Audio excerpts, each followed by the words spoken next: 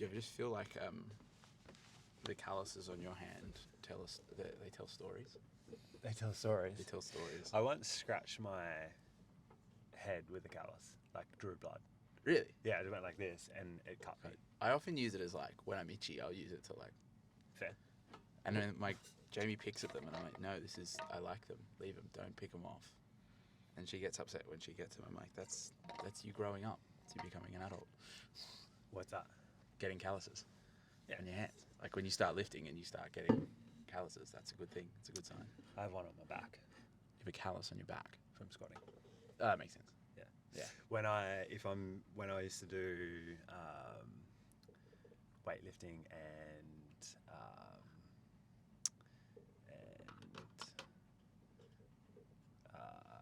when I used to do weightlifting, and I would back squat and front squat a lot. Yeah.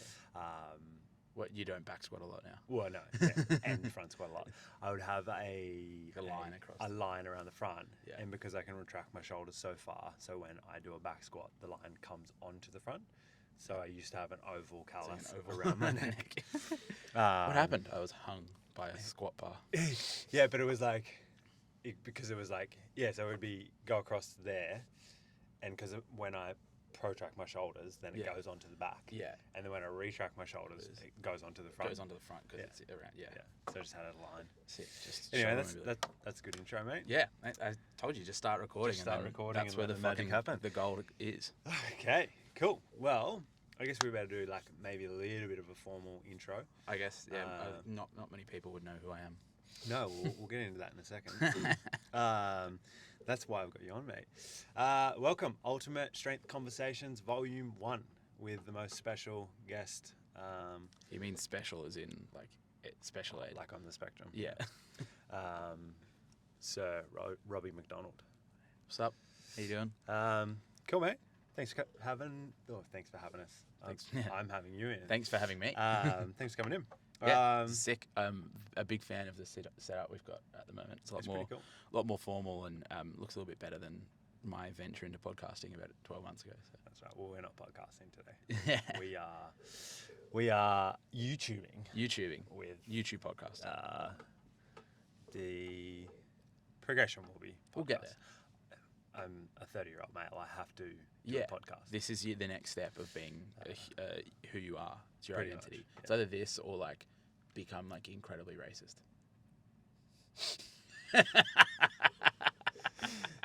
Next question. Yeah. Cool, man. Tell us a little bit about yourself. Well, I guess I am obviously another one of the coaches at the gym formerly known as Fitness Playground, One Playground. So that's obviously how we met. One playground, many experiences. Yeah, endless.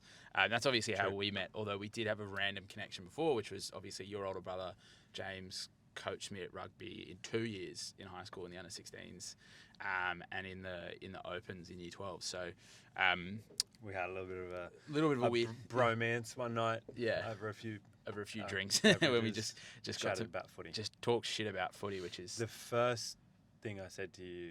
You called me a grub. I called you a grub. He was like, "What positions do you play?" And I said, "Scrum half and fullback." And he just went, "You're a grub." Oh, you're a grub. And I went, "Yeah, you're right. I am." Disagree. Someone once described me as an angry football player. Angry. This was obviously during a time when I was probably a little bit more angry and had a few issues that needed to be sorted out. But yeah, that's what I was described as. I'm not quite as angry anymore. For the smallest person on the field, it's not really smart to be the angriest as well. When I used to train Tom Merriman, one of the things that I was doing weightlifting and stuff with him, and one of the things that Tom's obviously one of the nicest people you ever meet, and the least like aggressive and angry person. Yeah, so calming. Like I like listening to his voice. unless you beat him in a game of pool. Yeah. But then he'll smile more and be angry. But he won't ever talk to you again. So I used to tell him like he had to be more aggressive, and then he would try, and he's like, I can't. Don't have it. And someone calling you angry, you're probably less angry than Tom Merriman is. Yeah. Oh, it's on par. I don't flip out often. When people frustrate me, I can feel it bubbling up, and I'm a lot better at keeping it down. Is that because you frustrate most people? So yeah. You can so I'm usually the one doing the frustrating. So no, I'm a fairly calm person. But yeah, someone did call me angry. But yeah, so one of the other coaches at one playground. I've been there for just over 2.5 years now. And in fact, next week is actually my 4-year anniversary in the industry as a coach. So I did some time in group training. At the moment, we won't say where. And then moved over into personal training. So I guess that's probably I've also got a degree in exercise and sports science. And kind of like, I train normal people, but I train normal people that do some pretty not normal things. Running marathons, triathlons, Ironmans, as well as, getting them from the point where, they don't move a lot, they don't exercise a lot, they see exercise as a negative thing, get them over to the point where like they thoroughly enjoy it, they're getting stronger, moving better, eating really well, feeling like have good routines, stuff like that. So, I guess that's kind of a little bit about me and what I do. Cool. Well, while we're on the topic of you, mate, tell us a little bit about what one thing that I want to talk about a lot on here, especially initially, is like, I think a lot of stuff comes out in conversation that won't come out over just social media and stuff like that. And like everybody has like a story. Not everybody's story is the most exciting, but getting a little bit more backstory into sort of why you do what you do and how you got into what you're doing, just gives more perspective on the whole thing as what we do as a trainer. Like I obviously have my story with how I got into training and then how that sort of carried over to the clients that I work with. Tell us when did you start training and what got you into training? Yeah, well, I kind of always was a very sort of like sporty and exercise-based kid. Like I loved to be out playing sport. In summer we would go out into we had like a park just behind our house. In summer we went out and played cricket. In winter we went out and played rugby. That was just how it worked. So all like for as long as I can remember, I just started playing sport. I think I started playing soccer when I was like 4 or 5 years old. Picked up playing AFL as well. Moved into rugby kind of like when I was about 10. So always played a lot of sport. I wasn't good at sport. Which try hard. Yeah, I tried. I had a crack. No, like I was, when you were, before I hit double digits, I think I was decent. It was when I just didn't grow and a lot of people started to grow. And I think that was probably one of the struggles. Did you grow did you grow early and then stop, or you just? No, I just never did. Same size. So no, like I probably probably started to hit. I think I hit this height when I was maybe like 16 or 17. Yeah, okay. But I was always small. I always played scrum half. I always played the small positions. My brother's even like for some point I didn't think I'd be very tall. Like I'd ever get to that height. I'm actually the tallest in my family, so that just says a lot about that. Same. Yeah. Are you the youngest? Yeah, I'm the youngest. Yeah, same. Always kind of like played sport. And when we moved into high school, my PE teacher at the time, who, for anyone that has been around Newington, he's a famous name, Nick Wayman. He's an interesting bloke. If you ask your brother about him, I'm sure he's got some stories. But big rugby guy, big rowing guy, just said if you want to get ahead in either of those sports, you got to start getting into the gym. So cool. Probably about 12, I started. Probably like went into the gym and started lifting weights for the first time. I would say I was pretty much on and off from then until the end of high school. Especially as I got older, when rugby and rowing started to become pretty important, and you had to do extra training for that. So I spent a fair amount, before school, after school, that kind of thing. My gym partner for Opens Rugby in 2014, so my last year at school, was he was actually 2 years younger than me. He was in year 10 at the time, but he's actually he plays 10 and 12 for the Western Force now, Bailey Kearnsall. So the reason we were together was because he was the youngest. Because of you. Your influence. Yeah, no, it was me. He was the youngest and I was the weakest, so we got paired together. That's all right. Then got into. I was pretty consistent with weights training as an 18-year-old, which is rare. Like I didn't drink a heap when I was 18. Then and trained a lot, ate pretty well. Then we got in. I sort of like started to going out and started working in hospo and getting on the piss a little bit more often, and training kind of became something that wasn't super important to me. And then skip ahead a few years, and I was getting ready to move to England I was going to play rugby at a club there. I wasn't invited to play. I wasn't scouted or anything. They're a brother club, and I just wanted to live in England for a little bit. Fair enough. A couple of months before I was supposed to go, I tore my ACL. Yep. Had a knee reconstruction, and any chance of playing rugby that year was pretty much put to zero. As well as, Did you have surgery for it? yeah. So I had a knee reconstruction in May 2018. And so essentially, like, you're going to talk like minimum 9 months. For an amateur player, you're talking closer to 12. Yeah. Minimum 9 months. May, you're looking at like Feb the next year. If my maths is correct. Yeah, Feb the next year. If I was like, I would have had to move to England and be like so on point with my recovery to play footy in that next 12 months. It didn't happen.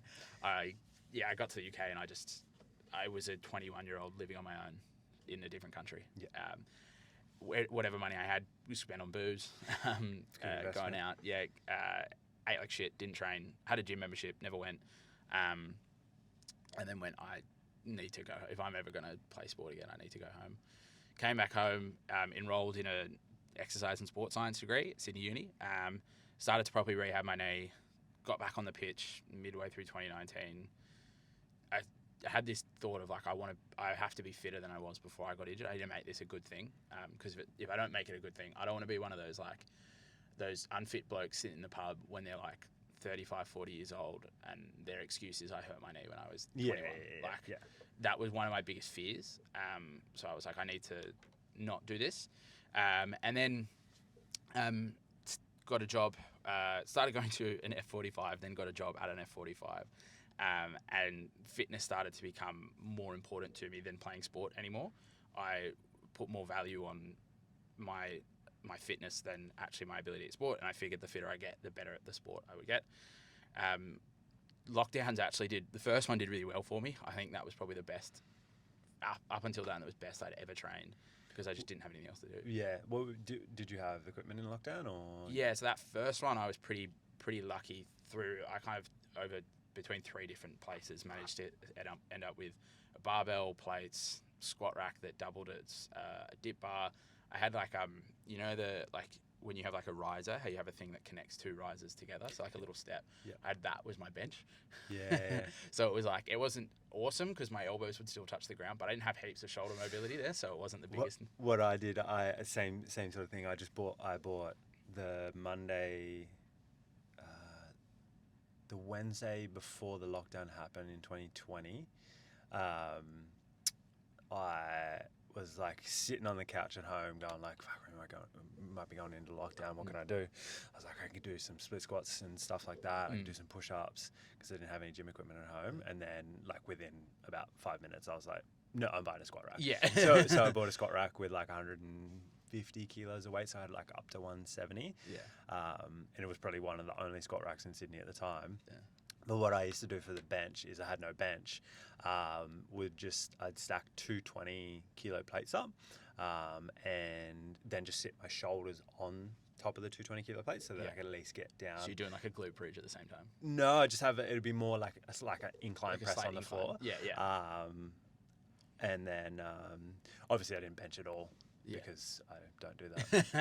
But I did it once or twice. Yeah. I was resourceful. In the second one, I was a bit less blessed when it came to equipment. So I would be training in my like basement with the kettlebells and like dumbbells that I managed to borrow from Fitness Playground, and I would do my bench was with kettlebells, and it was a glute bridge with my shoulders on the boot of my car. Yeah. So it wasn't the best, but resourceful you have to be. Yeah, so that's pretty much how I got into training, and then obviously becoming a personal trainer. Training it comes naturally. You should probably do it if you're a PT. Yeah, it should be something. So it was kind of like I never said I'm going to become a personal trainer, but it was the way that things panned out, and I had the opportunity to go down a different path with uni. I intended to be a physio, that was the goal, but I actually found that I really enjoyed personal training. It was like, I'd rather do this than work in a clinic. I think we obviously we're not physios, but like we can have a bigger effect on people than, not like that it's a comparison, but like I was just saying, like, many people have like asked me, like, would you become a physio and stuff like that? And like, I have a pretty decent knowledge of like anatomy, but I was like, I can help so many more people for a longer period of time. Like with a physio, you're obviously going to see them once a week, and till you don't need to see them. Whereas we can obviously get more. We can affect more change in a person, and like literally change someone's life for the better. Yeah. Obviously, a physio can as well, but It's easier to have that impact, I think, as a personal trainer. Yeah. And it's it is the expectation when you go to a physio is I go there, I get a rub down, I do some stretches, they show me some exercises, I pay them some money and I leave. That's it. With us, I feel like the expectation is I have problem, we're going to solve problem, we're then going to find another problem and we're going to solve that. And you end up being like a continuous problem solver for these people. And I think that's where the benefit comes from. Again, there are really good physios. I've had some really good physios who are like that. Yeah. But it is more that the expectation as a trainer is it's a continuous. We obviously like can do nutrition and habits and like also like you're programming more for performance, like which is fun. Like whereas you're just getting someone back to performance so then they can leave you as a physio, which is something. Well, one of the reasons I got into doing PT and stuff like that is because I got injured quite a bit. Yeah. Which we'll come to. So then when did you started doing group training at the place we cannot name? It starts with F and rhymes with OTI.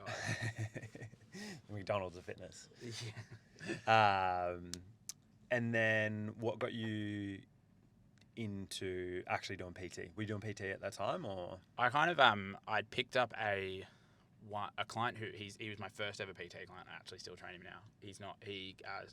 He comes and goes a little bit, so it's not consistent, but he was my first ever PT client. He was the partner of someone I trained at F45. He was going to F45. It wasn't working for him because it just wasn't the training that he needed at the time or at all. And so I started training him in between classes in the gym or the studio there. And then there were some issues that popped up whilst I was there, which I think were to do with, I don't think I believed in the brand enough. And I thought that I could do more, and I felt like I was somewhat restricted by the brand, and to a degree as well, the people that I worked for. And so some issues came up as they would, and then it just got to a point where I thought I want to do more than this. I want to be better. I want to be able to deliver more than this. Just so happened that I was lucky enough to know a guy, a mutual friend, Jake Mackay, who had actually used to coach me when I first started training at an F45. And he worked at Fitness Playground at the time, as you know. And I just started chatting to him. I didn't even say, hey, mate, I'm looking to leave. I just said, what's it like over there? Like, what's the vibe? How does it feel? Like, blah, blah, blah. And he just had only positive things to say. And I was like, yeah, you've made my mind up. Like, before we were still having that conversation, and I didn't even need to think about it. So, yeah, I just thought, I'm going to take my services elsewhere. And I think the good thing about being at Fitness Playground is, especially when you're starting out as a PT, it's my first PT job, there's enough support and guidance there to help you through the first 6 months, which can be tough, especially when 4 months of it is spent in a lockdown. Yeah, because you started and then went into lockdown, yeah? Yeah, we had 3 weeks. 2 or 3 weeks. 3 weeks, yeah. Which was tough. But again, like, you know, they delivered enough support that, and then obviously, so myself and then Mel obviously we started at the same time. So we were both thrown in the deep end. And I think we were lucky enough to be surrounded by the right people and had the right mentality to get through it.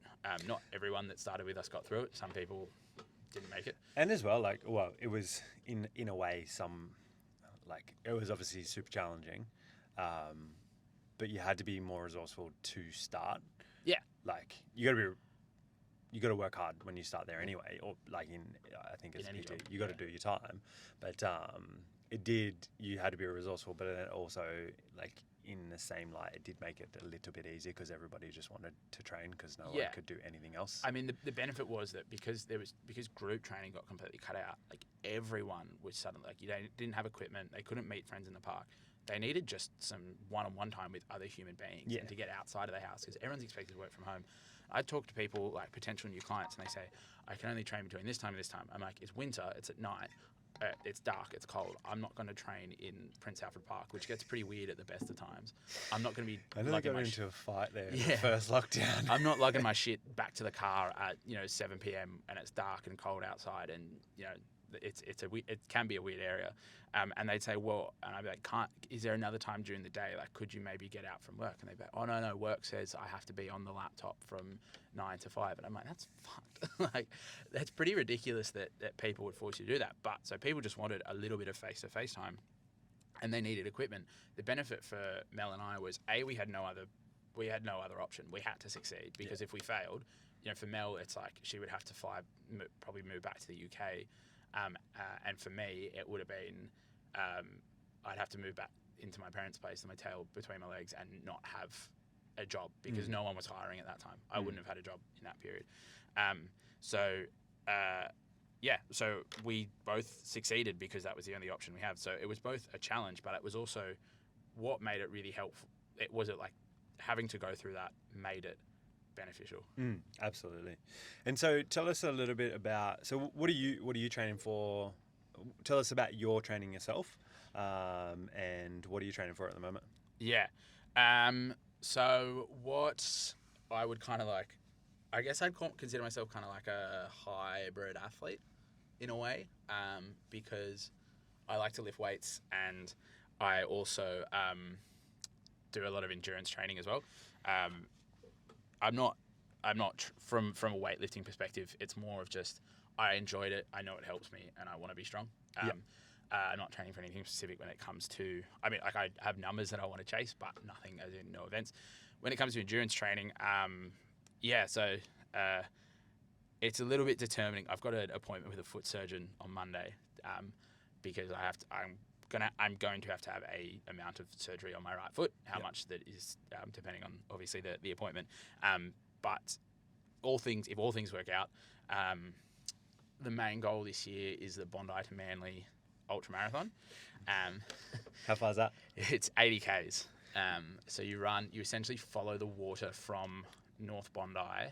So you go up towards like Watson's Bay, follow the water all the way to the Harbour Bridge, cross the Harbour Bridge, go around Middle Head to the Spit, and then around like North Head to Manly Beach. So it's not a very direct route. Do you realise you can drive? Yes, I do realise I could drive. I could get a ferry. And you could get to Manly. Yeah. But yeah, so that's pretty cool. So it'll be my first legitimate ultra marathon. What's the biggest distance you've ran so far? 60? 60. Yeah. But that wasn't like, so it's an ultra marathon, but it wasn't like a proper event. Yeah. It wasn't like this is a course run it. It's this thing that during Movember it's called I've completely forgotten what it's called. More Than a Run, but it's like the M and O are in brackets because it's Movember. Nice. So you have the option of running 10, 30 or 60 Ks, and you're still supporting that with the moustache. Yeah. I mean, I'm always I just want people to know. So a bit over, so the November 22, myself and my friend Andy, we decided it would be a good idea to run 60 kilometers. Why did you decide it would be a good idea?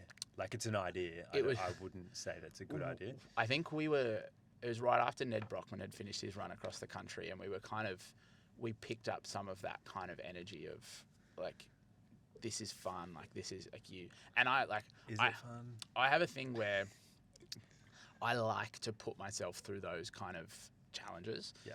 Not just the actual challenge itself, but the entire journey from, and it's why I coach people through this is from I've never run before, I can barely run 5Ks, to I'm now completing some huge effort of endurance. One of the most inspirational things is when I did my first half Ironman in Cairns that year as well, so June 22. I was lining up at the start line and I was looking at the people around me, and like I trained so hard for this, and I was looking around and some of the people looked like they hadn't trained that hard.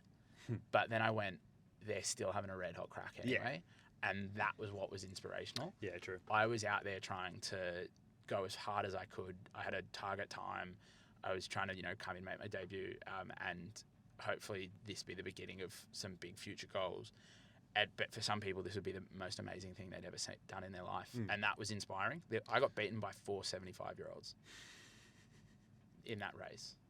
Yeah. Fuck me, 70, Which is 75. Yeah, which is like like obviously when it comes to endurance-based sports, like aerobic base comes over time. So the longer you're doing it, the more fit you get. Yeah. But like, I know a lot of 75-year-olds that struggle to get off the couch, and these blokes beat me. So that was really inspiring. But so when it comes to doing these like long efforts, it's cool because you're just out there. It's just you're on your own. Like at that point, there's nothing that that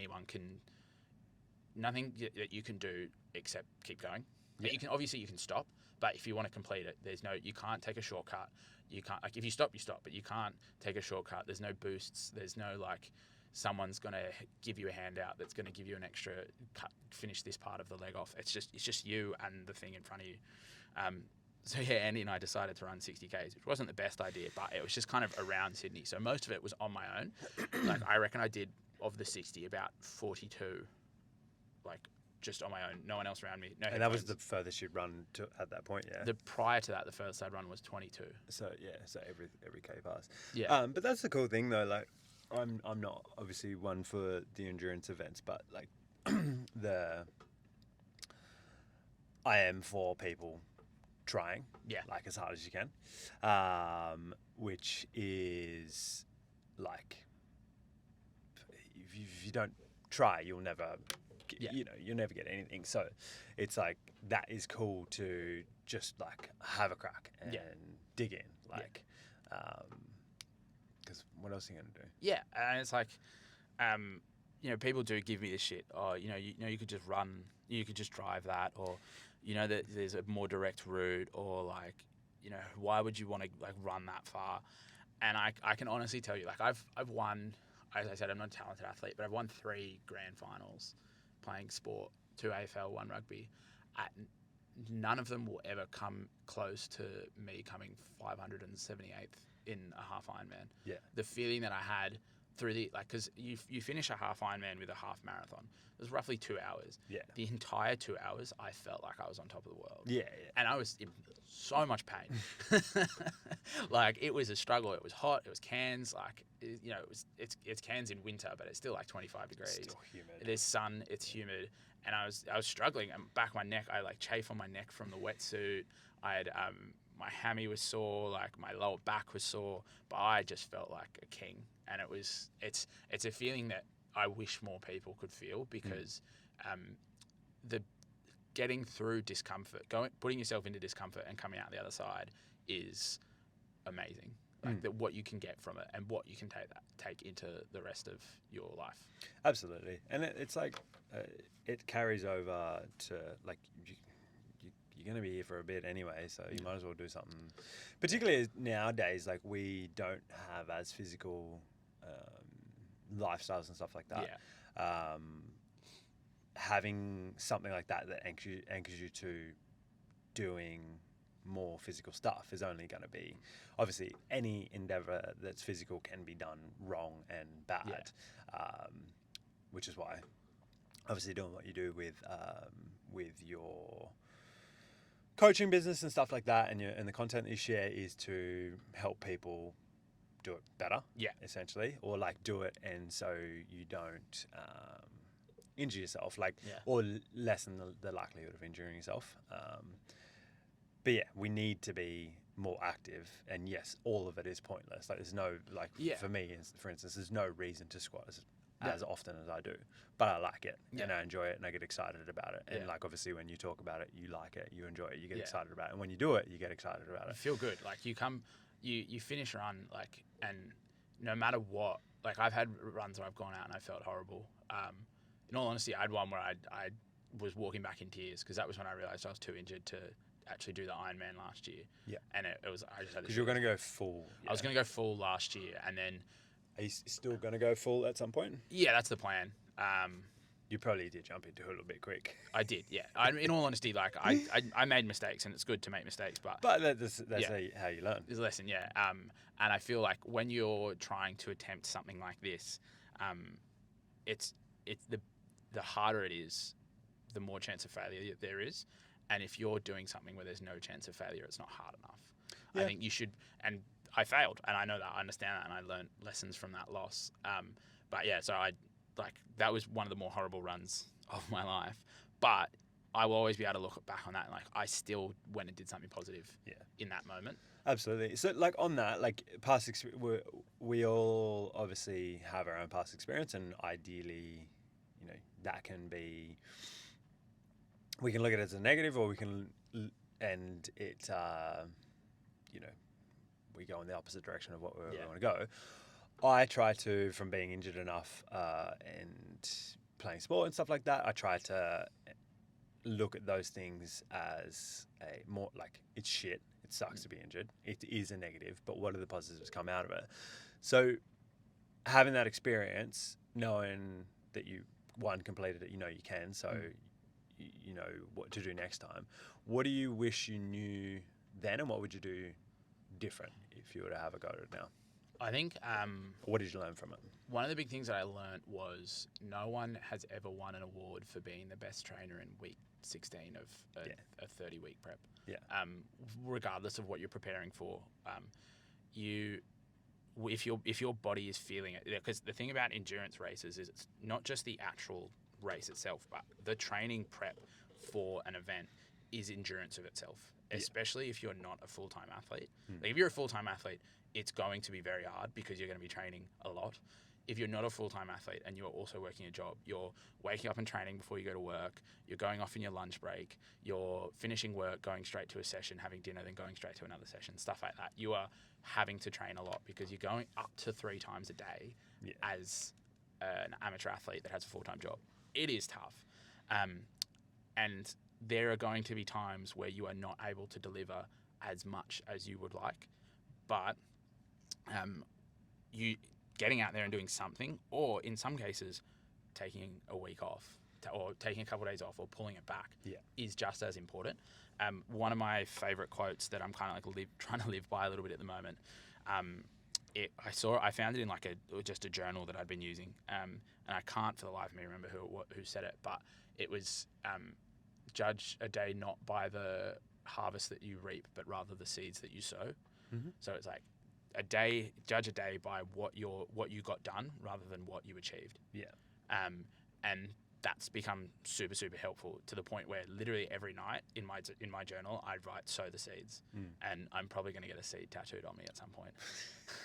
Just to remind me, it's just a reminder that it's not about what you're achieving in that exact moment. It's about what you're doing along the lines. Yeah, absolutely. And when you have a goal and you're working towards a goal, achieving the goal is not what's going to make you feel good.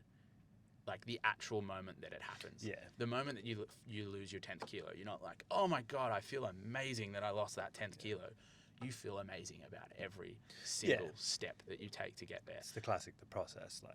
That's the thing. And if you don't start to enjoy the process, you won't get the result that you want. No. Or you might, but you won't maintain that result, and you'll probably go back in the opposite direction. Exactly. Yeah. It's a classic sowing the seed. It's stacking up the habits. If you weren't to sow the seed, or what's the quote is it's the one about walking. It's the man who walks for a reason will never go as far as the man who loves walking, or something like that. Yeah. Or the one where you can just go into our favourite quotes now. Yeah, just quotes. One I like is the best time to plant a tree was 20 years ago. The second best time is now. So, if you don't do it now, it's only going to be less as you go. It's just going to keep not happening. Yeah. So, and then when you do plant it, it's not going to get to where you want it to be in the time that you want it to be. It's every little thing that you do counts to the ultimate goal. Yeah. So what would you change if you looking back from now? I think I've done it since, but you need to go to sleep a lot earlier, because you need to be able to wake up and train. Yeah, that's just the honest fact. If you're my bedtime at the moment is around about 8:30. If I could, I'd pull that to 8 o'clock. Yeah. If that's and you get into bed at 7:30 some nights. The lights, it's still light at the moment, but still if hits different. yeah, like even with the way that I have my workday structured now, I could fit 3 sessions in, but one of them would have to be up at 3:30. Yeah, which is like, it's tough to do every day. you can do for a period of time, but Yeah. you will ultimately not be able to do it forever. Or if you do it forever, then that lack of sleep is going to negatively impact. affect, you know. I think I'd also change. Not that change. I'd just be a bit more, probably a bit more honest with myself about what I can deliver on a certain day. A bit more honest with myself about how I'm using my time. I think I'd have to lower my expectations on myself as well. Yeah. I am someone that, I didn't realize this, but I place quite high expectations on myself,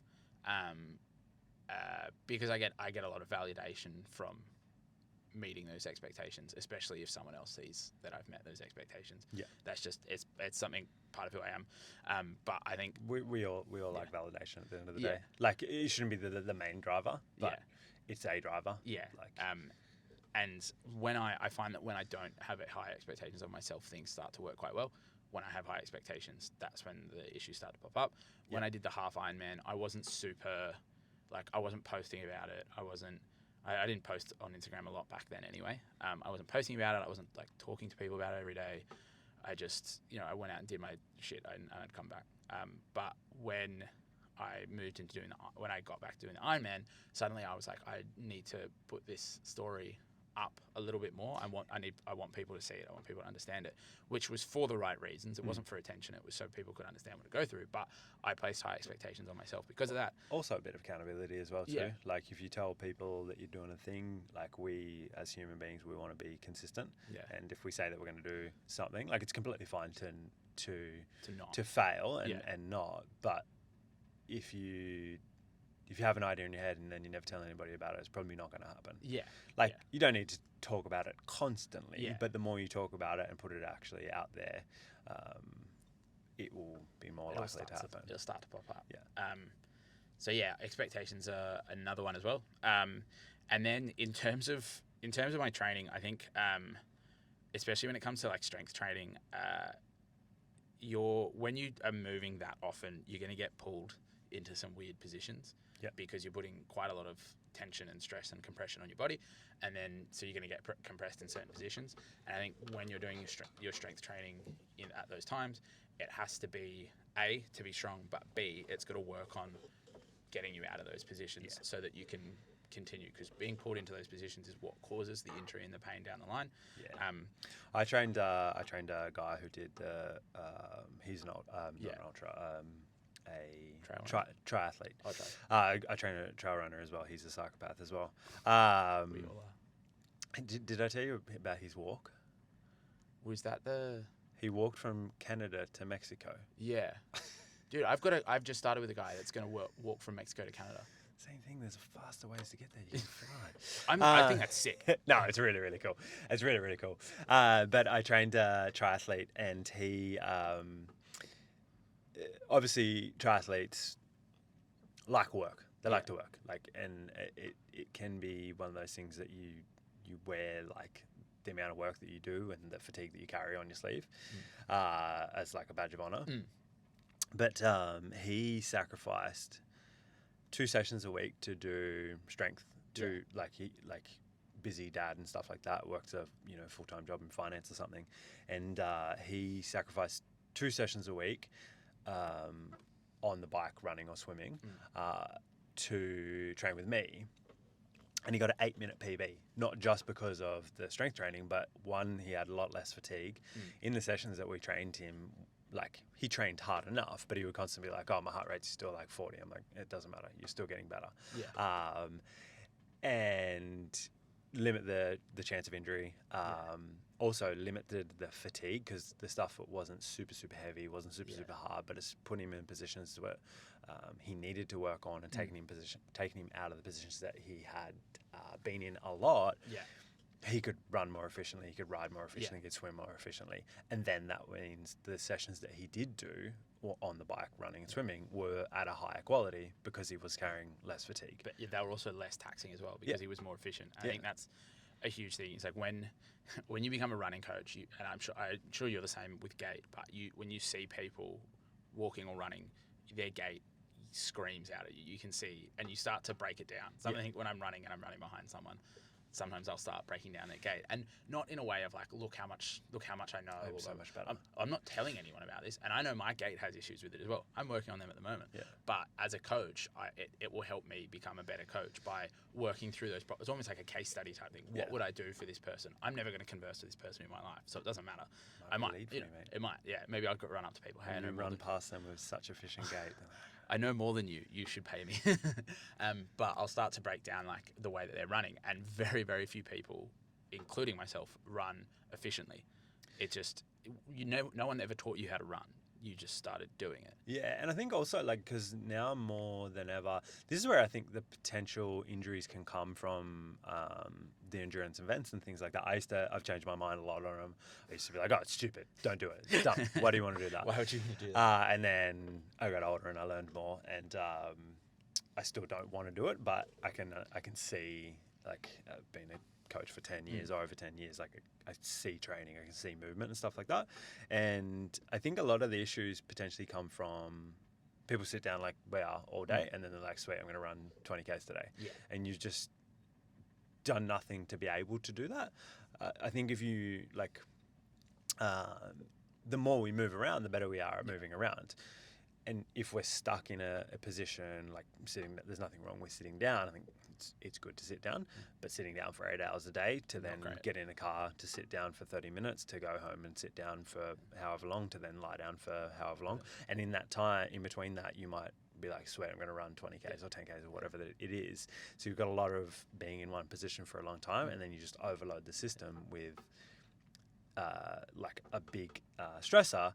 It's not going to move as efficiently as it can. It's not going to react well. That said, we don't need to move constantly all day, but I think a lot of the issues can come from just being sedentary and then going, cool, let's dump all this training on it. Yeah. You know? One of the key things that every client I get to do this, but definitely that people that are training for something like this and who are doing that level of training is I tell them that if they're at a sedentary job, you should be getting up and going for a wander. You don't have to go outside. Doesn't have to be long, but once an hour, like 5 minutes every hour. Yeah. One of the biggest things is just moving hips, knees and ankles and arms and shoulders. Like in gait and walking, it will make you more mobile, not Olympic level gymnast flexibility, but it will make you more mobile. You'll be able to do it a lot more. Yeah. Like people that have lower back pain, stiff lower back, it gets sore to walk. It's like, well, that's because you've been sitting down. Yeah. The more you walk, the less sore it will get. Yeah. Get up and move a little bit more often, if you can. Yeah, for sure. It's little things like that can end up making a difference down the line. And it's like, no, we shouldn't major in the mind. It's like, I'm not going to be like, the first thing you need, the huge thing is that you need to start walking 5 minutes every hour. The huge thing is you need to be running and you need to be strength training, you need to be eating, and you need to be sleeping. Yeah. But aside from that, if you can get up and walk every so often, it will make those things easier. Absolutely, yeah. What else, mate? What are we going to chat about? Mate, sorry, you go. I was going to say, what are you reading at the moment? What am I reading at the moment? I'm reading a few different books, a couple at the moment on marketing, which is something that I am getting better at this year. I'm trying to get better. I am getting better at it. Nice. And then I am reading the main one on training I'm reading is Dr. Mike Israel's Scientific Principles of Hypertrophy Training. He's an interesting bloke. Trying to get jacked, yeah. Yeah. He's very interesting. He's an interesting bloke. Very, very smart. Have you read it? I haven't read it. I've been consuming a bit more of his content recently, and his approach to things is like, I don't agree with everything he says, but also like someone like that, that they've come from a background of it's not just that they've read papers, they've actually done the walk. So I may not agree, but he's not wrong.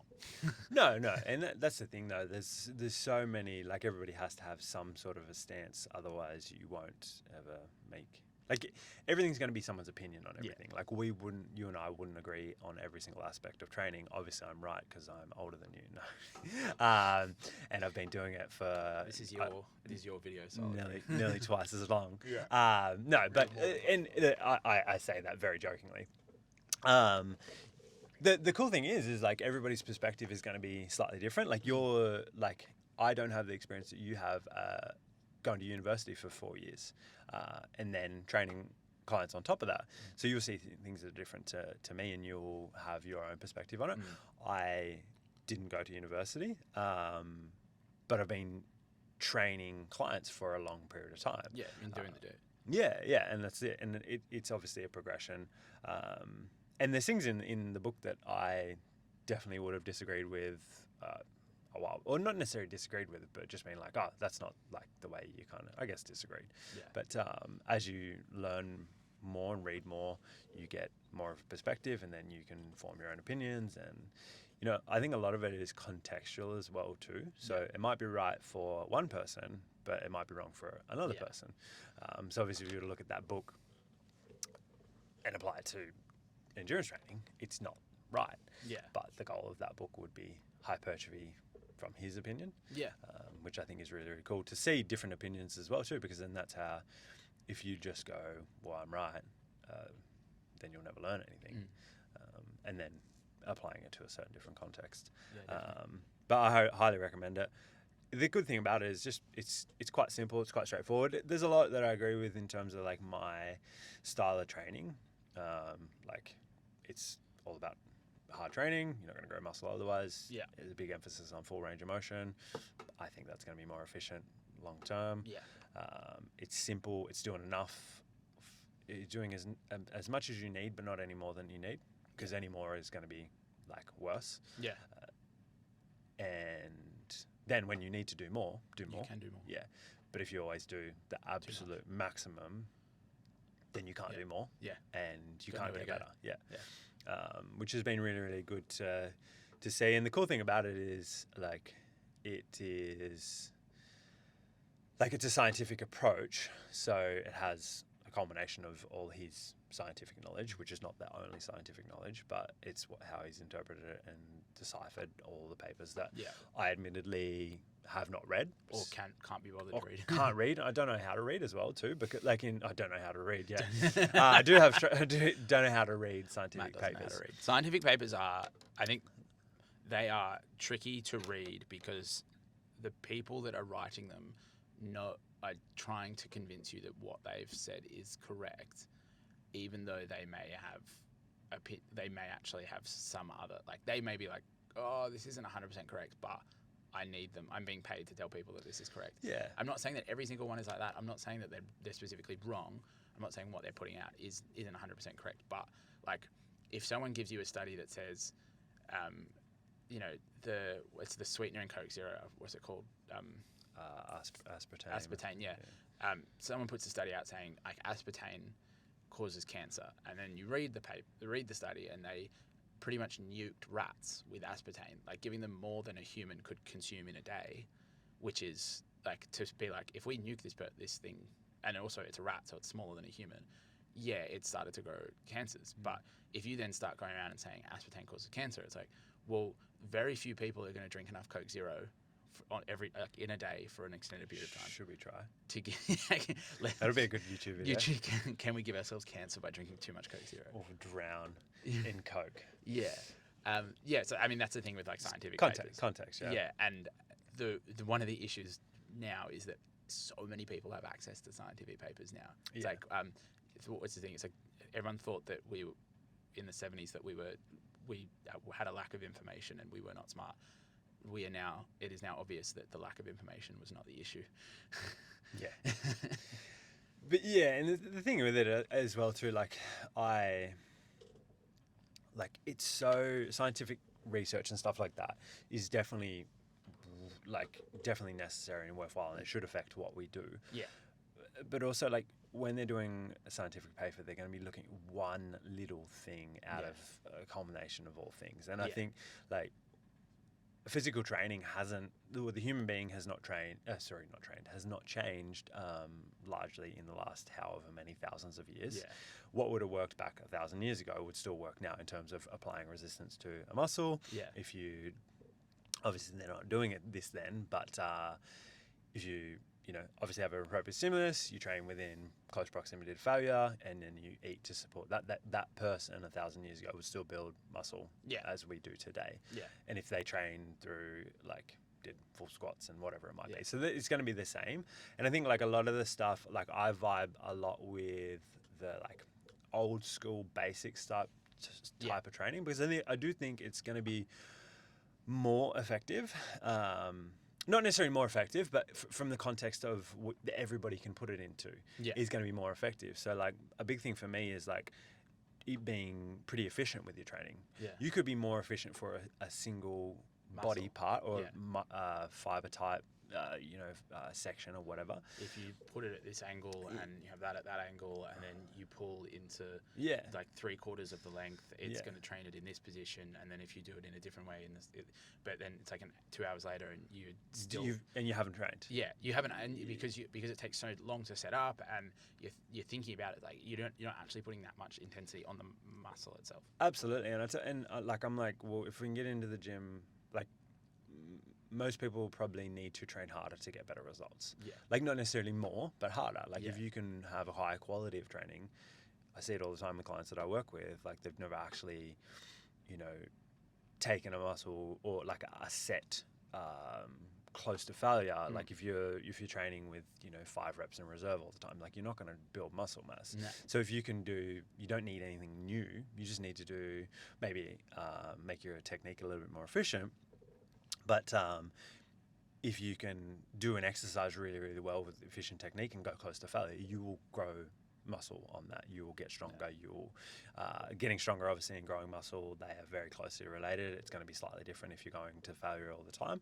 But my stance is like definitely if we can do the basic bread and butter exercises within reason, train them for a decent enough volume, 3 to 8 sets per muscle group per session, take those close to failure, you're going to build muscle. And anything that will detract from you doing that will then not allow you to grow as much muscle. So you could get the perfect exercise, but if that perfect exercise takes 20 minutes to set up, it's not the perfect exercise because you could have done 10 sets in that time. And the majority of average people do not have 20 minutes to set up an exercise. No. They probably have at most an hour, and that includes walking to the gym and getting changed and walking back. Absolutely, and that's why I'm like with, I know that there's better exercises for something, but if it takes too long or you've got to wait for a certain piece of equipment or just whatever, or if you set it all up and it takes you 15 minutes and then you're like, oh, I actually set it up wrong, I've got to change it now. And like, it's just like bench, squat, press, row, do chin-ups, like do curls. Yeah. All of them might not, there's like chin-ups and stuff like that. It'd be like, might not be the best lat exercise that you can do. But you're not a bodybuilder, bro. Like. That's it. No, most people aren't. Yeah. And also, like, it's cool to like go down the rabbit hole and be like, cool, we can make this better. And I'm definitely all for that. But it's like, well, if someone can come in and bang 3-4 sets of chins out or wait for like a cable machine for 10 minutes, like that person that banged 4 sets of chins out is going to build so much more muscle in that period of time or have the potential to. Yeah. So it's like, if we can nail the basics, you're always going to be able to do them. Yeah. Like you walk into any gym, how many benches are there? There's going to be more. Yeah. How many dumbbells are there? There's going to be more than there is like a chest press machine or something like that. Just smack some dumbbell press and do that efficiently. You'll build more muscle as well. Like how often in life are you going to have like I like the chest press machine if I'm trying to make my chest really hurt, and I think there are some benefits, and especially coaching people that are may not have enough stability in their shoulder yet, but you still need to get some load in that pressing movement. But like how often in life are you able to like start a movement and then it has a natural arc for you? We don't work in, we have natural arcs, we don't work in them that often.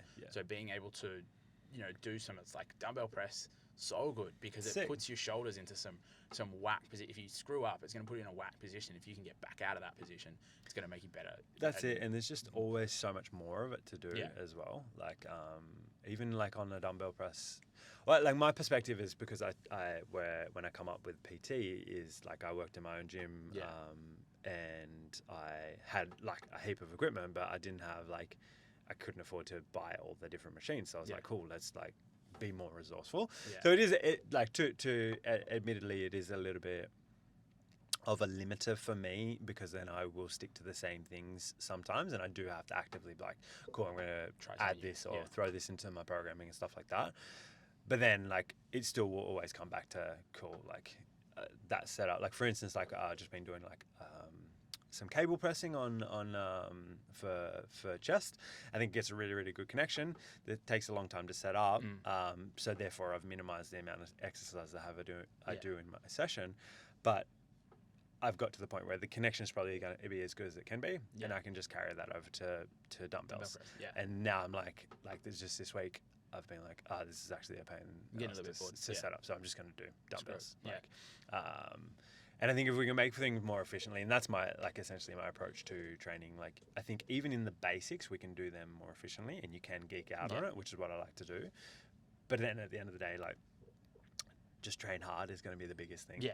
If you can get within failure, it doesn't matter how well you're working the line of pull or the shortened position and lengthened position. Like when it comes to it, if you can get close to failure, you will build muscle and strength. Absolutely, and that's why I'm like squatting. Like it's mad because one, I think it's like going to be one of the more standardized tests of strength, and for like that, obviously the quads for a lot of people. Obviously some not so much. Yeah. For those people, bang the leg press, bang the pendulum squat, whatever. You also need no equipment to squat. Well, you can do it, yeah. Yeah, like it is, and it also like it is. Human beings have gotten. This is kind of a good segue. Like human beings have gotten incredibly bad at doing some very, very natural movements. And if you look at like, there's a book called like Indigenous Resting Postures or something like that. And it's this guy just looked at a bunch of indigenous cultures that weren't like sort of like the growing. It's like I think it's a couple hundred years old, so it's outside of like Britain and in Europe, and just looked at the way people kind of like sat and stuff. And like even to this day, if you look at the cultures that are less touched by Western society, they are able to move in ways like the average person can move so much better in those cultures than they can in the Western society. So like they don't have chiros, and they don't have chiros, they don't have physios, they don't need knee replacements. They don't have knee replacements. They're not doing their stretches. They don't have foam rollers or massage guns. It's just because like their movement has become so much more natural. And if you can get a really good workout out of with no equipment by moving well anywhere in the world. So you don't need a gym. Obviously, I understand there are some psychological factors that impact your like what's going to happen. But when it comes down to it, if you can squat well, if you can hinge well, if you can do a good push up, and if you can do a pull up, you're going to get a better work. You can get a good workout anywhere in the world. Yeah. Compared to someone that's like, oh no, I need to have like the right bench with the right height, and I need my grips and my elbow wraps and blah. Which is all sick as well too. Like I'm all for it. But if you're going to bench the most you can, that's a good. But again, very few people need to bench the most they can. Yeah, but also like I think as well on the same note, like it's mad to have like a big thing for me is having the like you don't need to do any exercise. There's no exercise that's necessary. No. But it's like I think those exercises that are like the more compound, and I guess for now it's like becoming more old school to do bench and do squats and do deadlifts and do bent over rows. Although one thing is, it's probably not so much for our listeners, but you're seeing now more a resurgence of like rows and stuff into training programs when. A year or two ago, that was like, no, they're bad. Like every fitness influencer would tell you, no, it's you're not wrong. getting the best contraction out. Yeah, who cares? Like you're loading the spine, which is actually probably better for them in the long run. And that's also that's the thing. Like one of the things I really really like about Dr. Mike and Renaissance periodization, he doesn't get caught up in that. He's like, rows are a sick exercise, pull ups are a sick exercise. Dumbbell press is a sick exercise. Yeah. Squats are a really, really good exercise. You can make it a little bit more efficient. Like if you are just going to build muscle, it might not be the squat itself. But if you have, Smith machine or you're doing a pendulum squat or whatever it might be, it's all sick. And if you take it through a big range of motion, and you obviously get coached well on it, those exercises are great. And that's what I get excited about. I've gone through the times where I think it's good to do something that's a little bit more specific, like cool, I'm going to do like this variation of lat pull, like a single arm pull down. Yeah. But then once I get to a point where I'm like, I'd rather just bang some chin ups out. Yeah. And then, cool, it's not only lats, my arms get bigger from it. Sick. Yeah. That's great. And you can probably move a bit better as well. That's it. And who doesn't want bigger arms? Yeah. Like, you're wrong if you don't want bigger arms. Yeah, you're just incorrect. Like, you can go through life being wrong, and if you don't want to squat, you are wrong. No, but which is more like, I think it's more efficient, it's more exciting, it's easier to standardize. the performance is easier to measure as well Yeah. too. So it's no different to like your triathlon. Like there's a bike, you go for the distance. Like Yeah. it's not like a certain type. Like obviously there's different types of bikes, but Yeah. you could do it on any bike. I can just start pedaling. That's Yeah. it. Like just get a bike. You could do it on Yeah. my bike. Yeah. Obviously it's not going to be as efficient, but you could still get Yeah. some good work, and you could ride 90k or how far is it? 90k's? 90k's on like a trail Would enduro hurt. bike. It would really hurt. It would hurt, but like you can do it, Yeah. and you can also run. It's It's- simple. Running, all you need to, this is one of the reasons I love running is you put your shoes on. And just go. You go. It's one I need a thing. watch. I need a heart rate. No. Put your shoes on. Go. You don't even, realistically, you don't even need shoes. No, you can do it without. It's one thing that I do need to get back into running, because I don't like it. I don't like in terms of like the Yeah. long distances.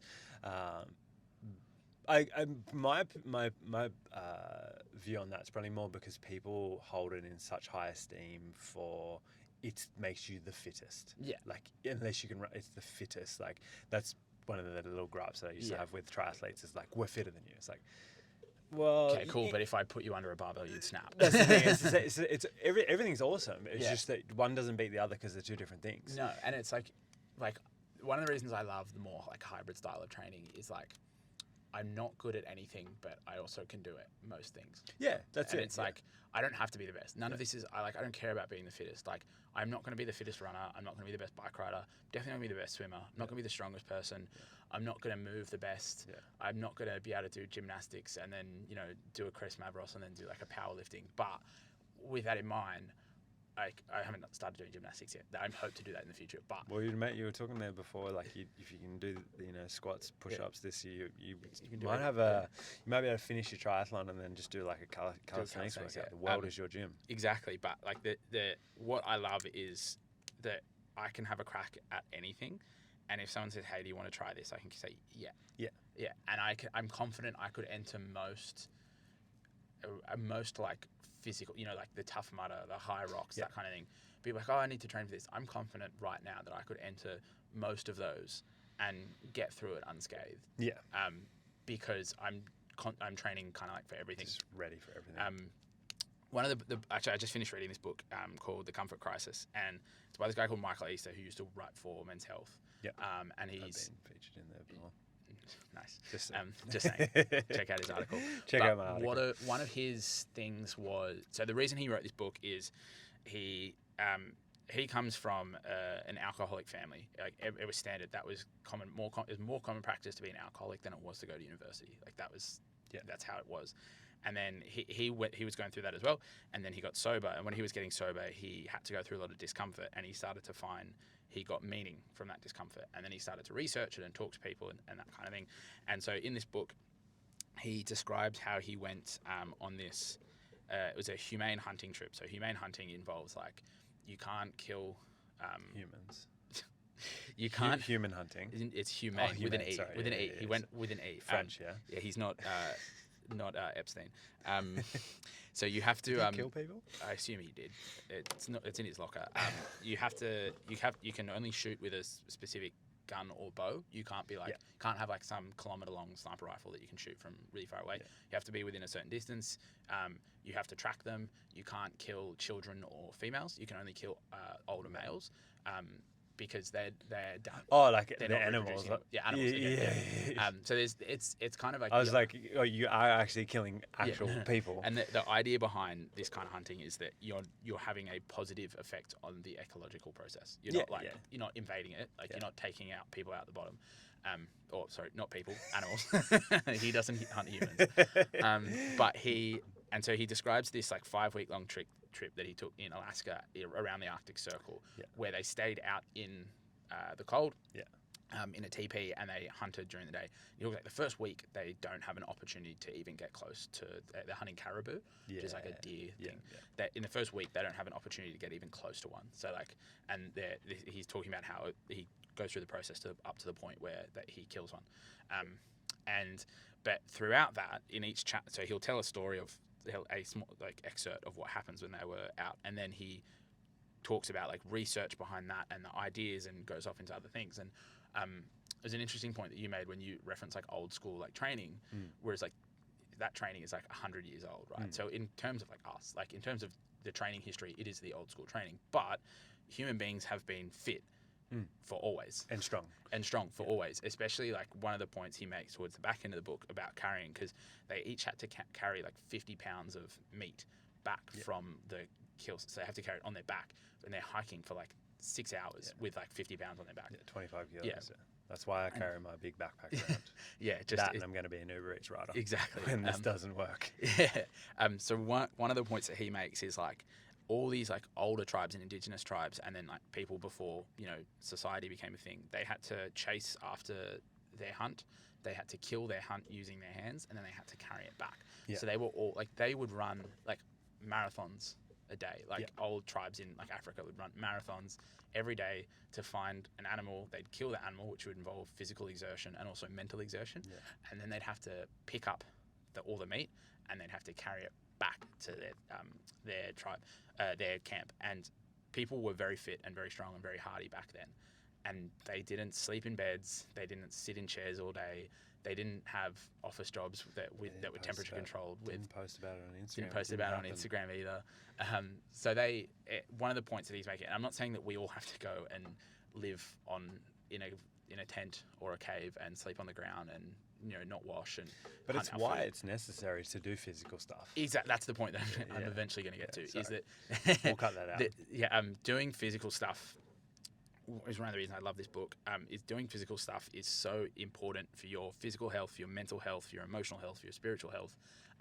Everything that's going to go into keeping you alive, being able to do physical stuff is important. I mean, if we go into a post-apocalyptic zombie wasteland, it's probably the fittest people are probably going to be the ones that survive.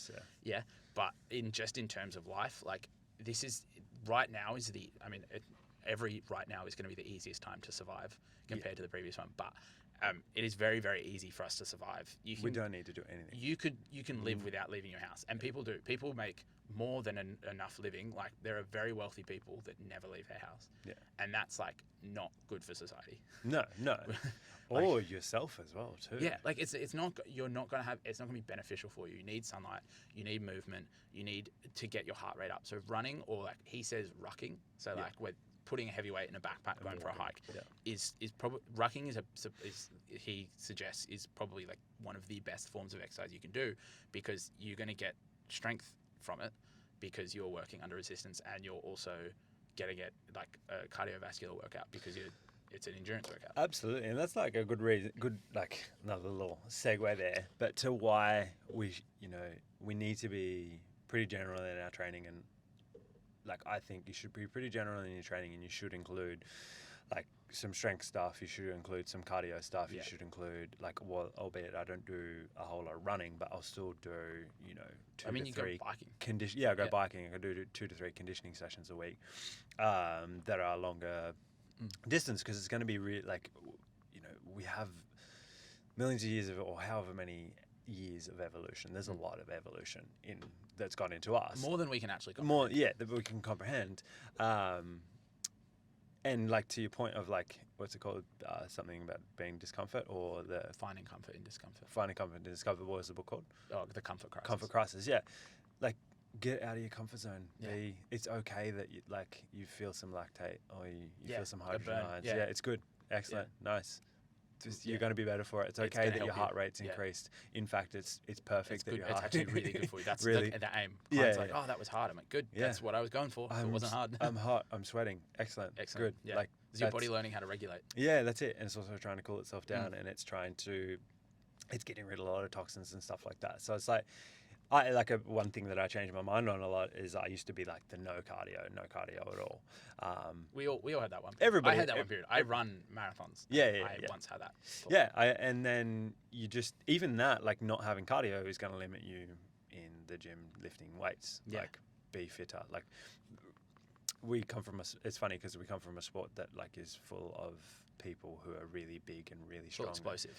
Yeah, explosive, and then also have mad cardio. Like you can't play rugby. Well, you can play rugby with no cardio, but you don't have a fun time. No.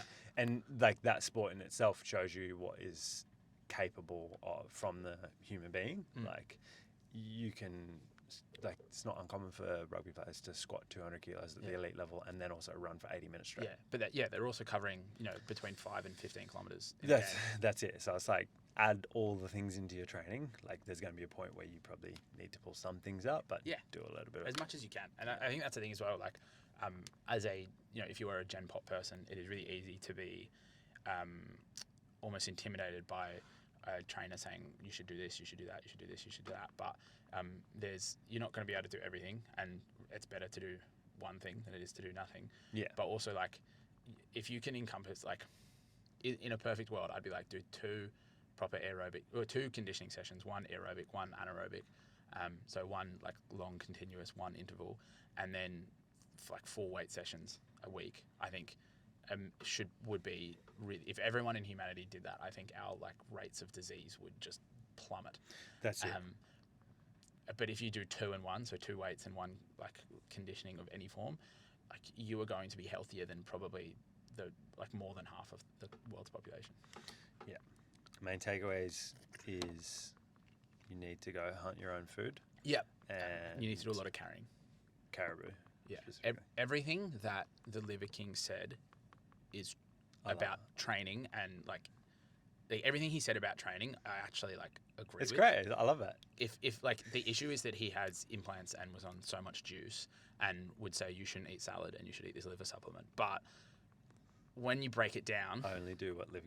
But like you should be moving more. Probably, I think most of humanity needs to go more towards Liver King. I'm not saying go all the way there. It's the same with David Goggins. I don't think everyone should be getting up and saying, "Who's going to carry the boats? They don't know me, son," and like going rucking for 12 hours because you were bored. No. But I think a lot of people could, if you considered it a spectrum, at one end is like David Goggins, and then and then at the other end is like someone that like never leaves their house. Most people should be moving towards David Goggins a little bit more. Yeah, that's the thing, and that's what like I obviously social media throws everything out of proportion, but like just train some, like do some cardio, eat some protein, get your sleep. Like it is hard because like people don't understand, or don't know and don't have the knowledge. But in its essence, like it's all quite simple. Yeah. But we might pull it up there, mate, and save some more for next time. Yeah. We got to get to your favorite Benji moment, which we'll leave the fans. We'll leave that for next time. Because that's going to take a whole episode. Volume. We should do an entire volume just on Benji, and then just throw highlights up on the screen. The good thing about Benji is we have a mutual understanding that there are 3 best individual seasons in rugby league history, and Benji is the only one of those people who hasn't gone on to commit domestic violence. That's why we like Benji. We'll leave that there. Righto. Thank you very much for watching. If you got this far, hope you enjoyed it. We will see you on the next one. Like and share. Yeah. Hopefully it filmed all that. Yeah, it'd be a bit awkward if it didn't, but it'd still be a good chat. Mate, it did.